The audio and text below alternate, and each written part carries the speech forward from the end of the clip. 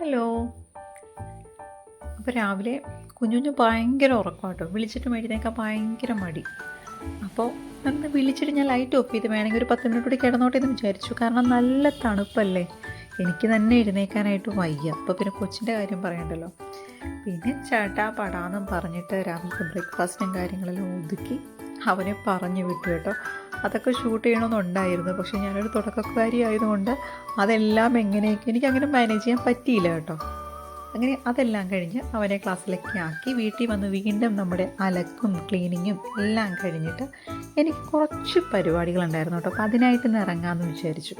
അപ്പോൾ ഇന്നലെ രാത്രി തൊട്ട് ഞാനൊരു സ്പെഷ്യൽ തീരുമാനം എടുത്തിരിക്കുക കേട്ടോ. ഇന്നത്തെ ദിവസം തൊട്ട് വളരെ പ്രൊഡക്റ്റീവായിട്ടിരിക്കണം എന്നുള്ളത്.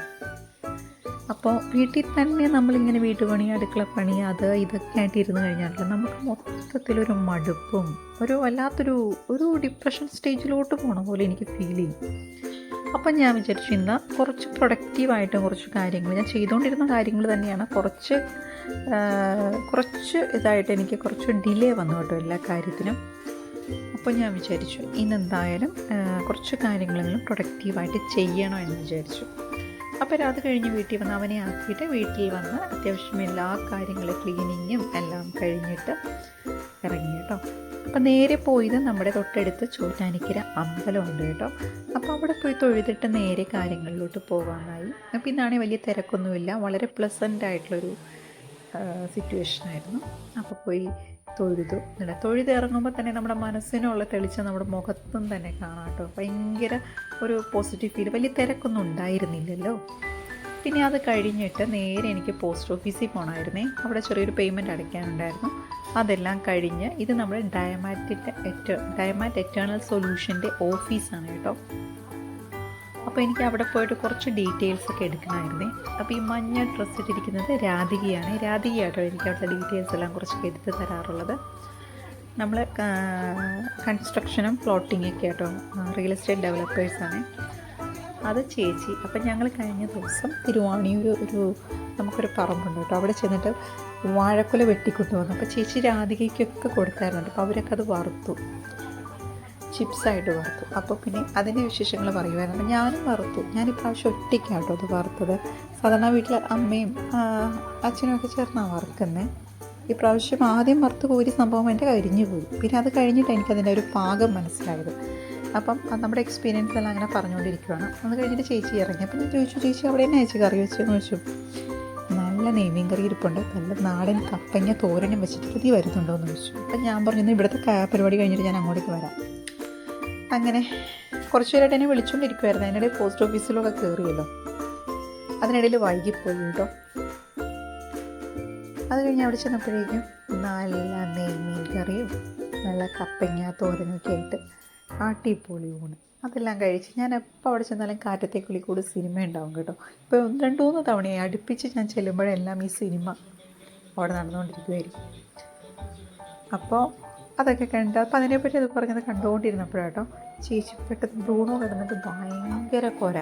അപ്പോൾ ഇതെന്താ ഈ ബ്രൂണോ? അപ്പോൾ ഞാൻ വിചാരിച്ചു അത് മീനിൻ്റെ സ്മെല്ല് കേട്ടിട്ട്, നമ്മൾ കഴിക്കുമ്പോൾ അതിൻ്റെ സ്മെല്ല് കേട്ടിട്ടായിരിക്കും അവനത് കുരയ്ക്കുന്നതെന്നാണ് വിചാരിച്ചത്.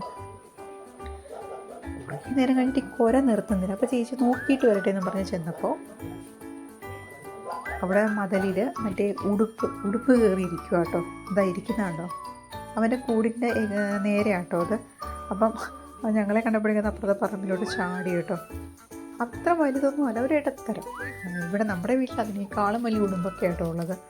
അതുകൊണ്ട് നമുക്കങ്ങനെ വലിയൊരു ഞെട്ടലില്ല ഉടുമ്പിനെ കാണുമ്പോൾ കേട്ടോ. അത് പോകുന്നുണ്ടോ, ഇതിനെ കണ്ടിട്ടാണ് ബ്രൂണോ കിടന്ന് കൊരയോടെ കൊര. പിന്നെ ആ ചോറിൻ്റെ ബാക്കി കൂടി കഴിച്ചു. അത് കഴിഞ്ഞിട്ട് കഴിഞ്ഞ ദിവസം വറുത്ത ഉപ്പേരിയെല്ലാം അവിടെ ഇരുന്ന് കുറച്ചു.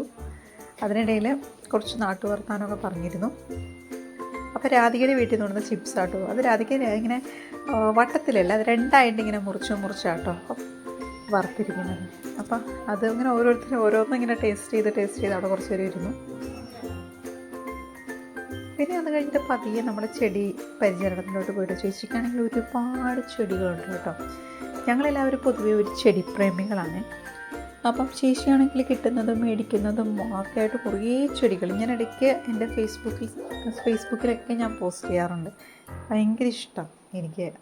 അത് മൊത്തം പച്ചപ്പാണ്. മണി പ്ലാന്റ് ആണെങ്കിലും മറ്റ് ഫിലോഡെൻഡ്രൻസ് ആണെങ്കിലും എല്ലാം ഇങ്ങനെ ഒരുപാട് ഇങ്ങനെ പടർന്ന് കയറി പന്തലിച്ച് കിടക്കും കേട്ടോ.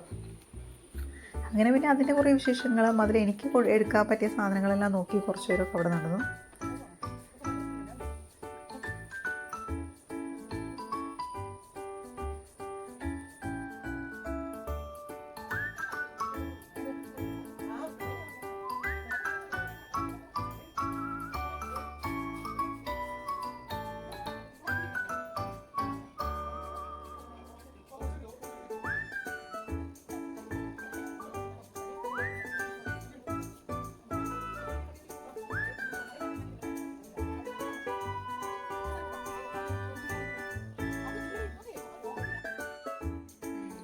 അതിനിടയിൽ ഒരുപാട് കിളിക്കൂടുകളുണ്ട് കേട്ടോ.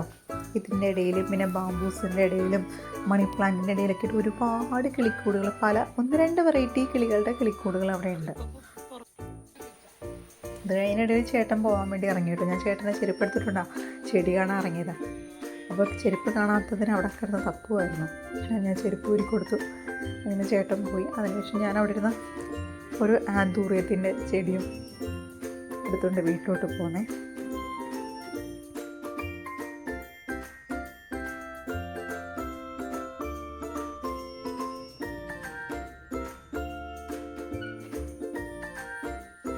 വീട്ടിൽ വന്നപ്പോൾ എനിക്കൊരു കൊറിയർ വന്നിട്ടുണ്ടായിരുന്നു കേട്ടോ. നമ്മൾ മീഷോയിൽ നിന്ന് ഓർഡർ ചെയ്തിരുന്നേ.